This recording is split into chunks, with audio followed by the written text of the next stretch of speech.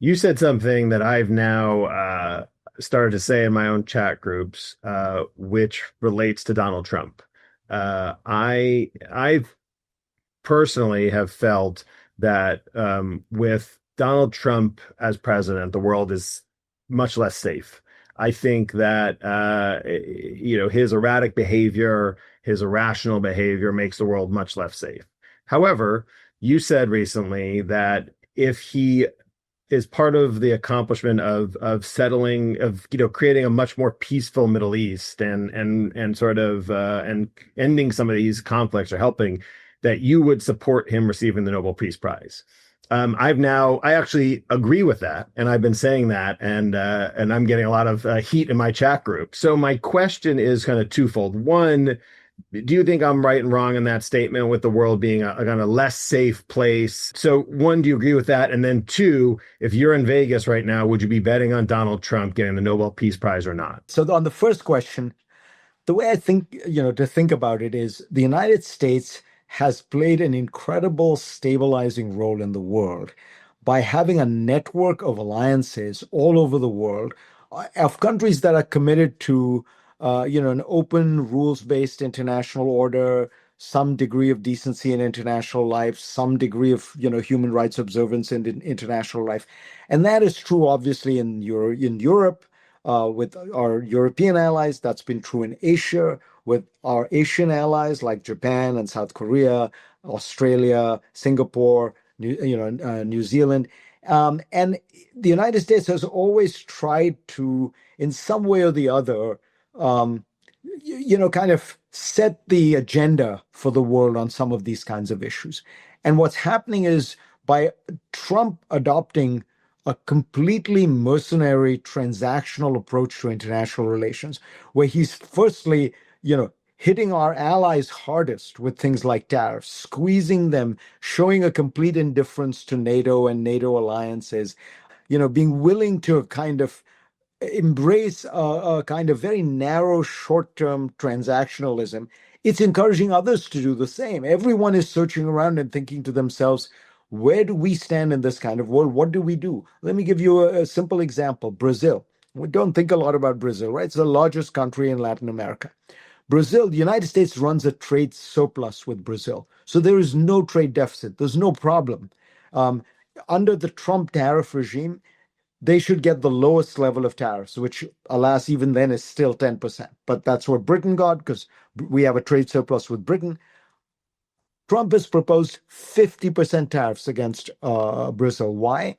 Because the Brazilian court system has indicted and appears to be ready to convict the former president Bolsonaro, who is a right-wing populist like Trump, who, like Trump, tried to overturn the results of his election, which he lost. But in Brazil, those things are clearly, violations of the law. He's been taken to court. Courts have found him guilty. And so Trump says, if you don't drop all cases against him, you're going to have this tariff on. In other words, there's nothing to do with trade. It has nothing to do with anything other than helping his pal Bolsonaro. The Brazilians can't do that. They have a real court system. The president doesn't have the power to arbitrarily yank some case out of court. So they're going to be stuck with a 50% tariff. What's going to happen? The Brazilians sell soybeans, stuff like that, commodities. They're going to sell them all to China. You're going to take the largest country in Latin America and turn it into a solid ally of the Chinese. You're going to do something very similar to Vietnam, which has been trying to get out of China's shadow and work more with the United States. So that, those are the kind of things that are creating a more transactional, freelancing world in which you have less rules-based behavior, you have less open economics, you have a much greater reliance on Chinese supply chains than American supply chains. How is that good for us? So that's just to support your first point. On the betting, no, look, I really do. What I was trying to say is I'm not so committed to, feeling that Trump is a bad guy or a bad president that I'm going to disregard things when he does the right thing. And I've tried to do that. I've tried to when I saw him doing something good, I've tried to encourage it. And he does have an opportunity, and he does have the political capital because he's he is regarded by the Israelis as solidly behind them. He is trusted by Bibi Netanyahu. He has the capacity to tell them, look, you have this problem. You've got 5 million Palestinians living on territory you control. You got to do something about it. Here's a path, here's a solution. And by the way, if you do this, I can get the Saudis to normalize relations with you. So there's like a really interesting package deal, which would enormously boost Israel's security. Saudi Arabia would be the most important normalization for Israel in its history. And and you can go down. And if he would do that, I would totally support it. I would support, him getting the Nobel Prize. Do I think he's going to do it? And that gets to Vegas. No, because Trump doesn't. He has rarely done something where you have to do something politically hard and take the political consequences and spend the political capital. It's very hard to find cases where he's done things like that. So I color me skeptical, but if he does it, I would be the first to cheer. Yeah, I'm right there with you. I mean, Trump does so many things that are so awful, and in no way do I think he has been a positive on any form of society, full stop.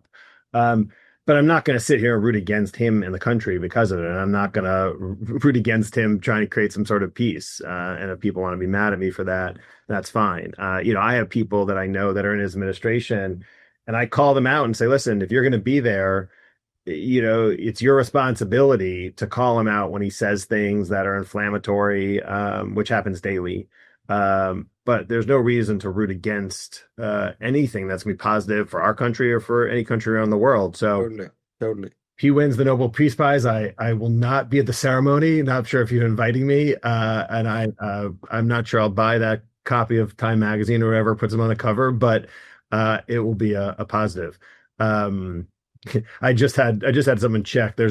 Right now it looks like there's a 6% chance that Donald Trump will win the Nobel Peace Prize based on Polymarket. So we'll have to come back and check on that.